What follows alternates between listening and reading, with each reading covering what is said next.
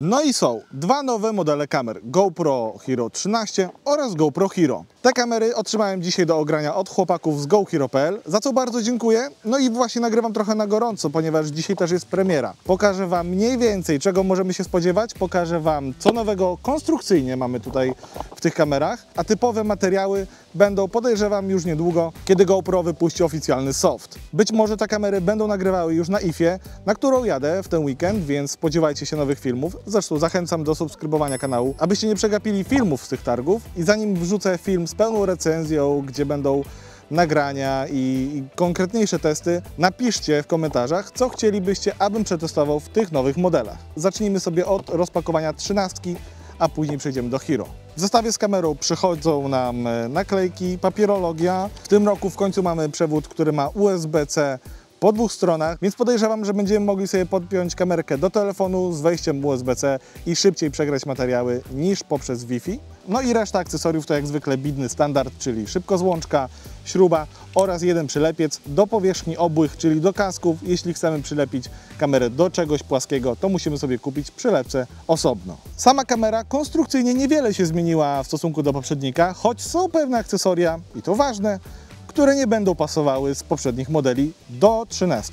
Mamy wymienne soczewki i tak w tym roku będziemy mieć więcej soczewek od samego GoPro. Soczewkę makro, soczewkę wide, filtry ND w końcu zrobi GoPro i będzie też obiektyw anamorficzny. A obiektywy anamorficzne powodują, że obraz, który jest nagrywany na matryce, jest ściskany, więc tak naprawdę matryca rejestruje szerszy obraz niż w rzeczywistości kamera robi to ze zwykłym obiektywem. Jeśli chodzi o soczewki, te dodatkowe mają być dostępne na przełomie września i października, oprócz jednej. Anamorphic ma być dostępny w listopadzie bądź grudniu, czyli chwilkę poczekamy. No ale wróćmy do tej soczewki, zdejmujemy i jestem ciekawy, czy filtry z Polar Pro ND, których używam, czy będą też pasowały. Jak widać, filtry wcześniejsze pasują bez problemu, więc nie obawiajcie się, jeśli macie już Polar Pro bądź Newella lub jakiekolwiek inne filtry, to będą one pasowały również na 13. Niestety to, co nie będzie pasowało do tej kamery z wcześniejszych wersji, to bateria. GoPro owszem zwiększyło teraz pojemność baterii, ale jest ona innej konstrukcji i niestety wcześniejsze modele nie będą pasowały do tej kamery. GoPro zmieniło baterię i deklaruje, że w 4K nagrywanie filmów będzie przekraczało ponad 1,5 godziny, Full HD ponad 2 czy tam 2,5 godziny, więc to już jest naprawdę dosyć sporo. Pytanie, czy nie będzie się przegrzewała. Mamy tutaj nowy radiator od przodu, który ma odpowiadać za lepsze odprowadzanie ciepła i podejrzewam, że faktycznie mogli to trochę poprawić, ale przetestuję to, tak jak mówię, w następnym filmie. Ze zmian fizycznych mamy też nową opcję montażu tej kamery, bo oprócz tych języczków klasycznych już dla GoPro i rozpoznawalnych, będzie też opcja montażu na szybkozłączkę w postaci magnesu, czyli coś podobnego jak ma DJI swoim Osmo Action. Ze zmian zewnętrznych to z grubsza tyle. Teraz to, co w środku. I tu niespodzianka. GPS wrócił. Można i to wydłużony czas pracy i GPS. Jak to zrobili? Nie wiem, ale jednak dało się. Rozdzielczość maksymalna to 5,3K w 60 klatkach, 4K w 120 klatkach, 2,7K w 240 klatkach. Będziemy mieć ultra slow motion i to będzie burst slow mo, czyli zdjęcia poklatkowe, rozdzielczość 720p w 400 klatkach. HLG, HDR, czyli szerszy zakres, ale o tym będę mówił później, podczas testów, gdy nagram trochę filmów. Lens Mode Auto Detection. W końcu kamera sama będzie wykrywała dany mode, czyli daną soczewkę dodatkową, która jest założona na kamerze. Rozdzielczość zdjęć 27 megapikseli, super foto, HDR, zdjęcia RAW, czyli surowe, klasyka, to co już było. Hyperview 177 stopni, to jest ultra szeroki kąt, w którym będzie nagrywała ta kamera. Time Warp 3.0, 10 bitów, to co już mieliśmy.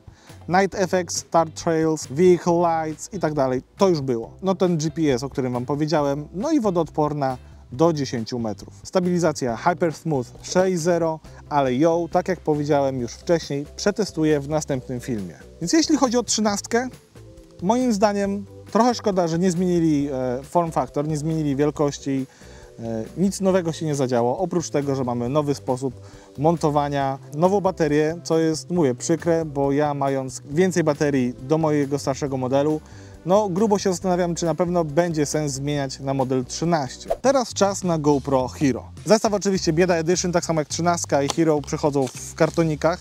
Bodajże chyba tylko Creator Pack, Creator Edition będzie w tym czarnym, większym pokrowcu, który jest zamykany na zamek. W Build Edition to samo co wcześniej, czyli przewód USB-C dwustronny, przylepiec do powierzchni obłych, krótsza śrubka, szybko złączka. Natomiast sama kamera, sama kamera, i to mówię Wam naprawdę, zobaczcie ją w porównaniu do GoPro 11 mini. No jest cieńsza, no i jest troszkę niższa, ale moi drodzy, co najważniejsze, ta kamera ma wyświetlacz.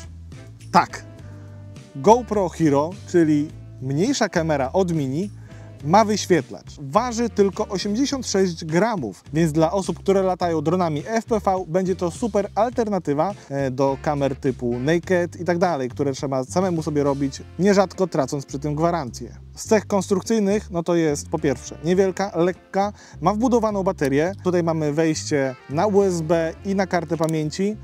Mamy ten typowy montaż bez magnetycznego. Tutaj nie będzie opcji tej szybkozłączki magnetycznej. Mamy dwa przyciski funkcyjne, ekran, to co już wspomniałem. Praktycznie cały przód jest żeberkowany, więc nie powinna się przegrzewać. No i obiektyw. Obiektyw jest zdejmowany, więc podejrzewam, że już są albo lada moment będą filtry ND do tej kamery, ale spójrzcie na to. Po zdjęciu obiektywu zobaczcie, jak mała jest soczewka w tej kamerze.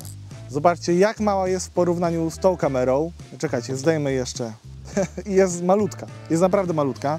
Ta kamera, czyli GoPro Hero, to ona się nie nazywa mini, GoPro Hero, nagrywa niestety w troszkę mniejszych rozdzielczościach i to jest pewien minus. Mamy tutaj 4K 30 klatek, 2,7K 60 klatek, slow-mo dwukrotne, w tym 2,7K, 12 megapikseli zdjęcia, wodoodporna jest do 5 metrów, no i z tego co wiem, ta bateria, która tutaj jest, ma wystarczać na około godziny nagrywania. Pytanie w jakiej rozdzielczości, czy w tym 4K? Nie mamy tutaj też wbudowanej stabilizacji. GoPro tłumaczy się, że moduł od stabilizacji jest zbyt duży, żeby go tutaj umieścić, więc nagrania z tej kamery stabilizujemy w aplikacji Quik na telefon bądź na komputer. Będzie kolejny film z pełną recenzją tych kamer, w którym pokażę już ten obrazek i jakość, jaką możemy z tych kamer wyciągnąć. Proszę piszcie w komentarzach, co chcecie, abym przetestował w tych kamerach i postaram się wszystkie te tematy, a przynajmniej większość,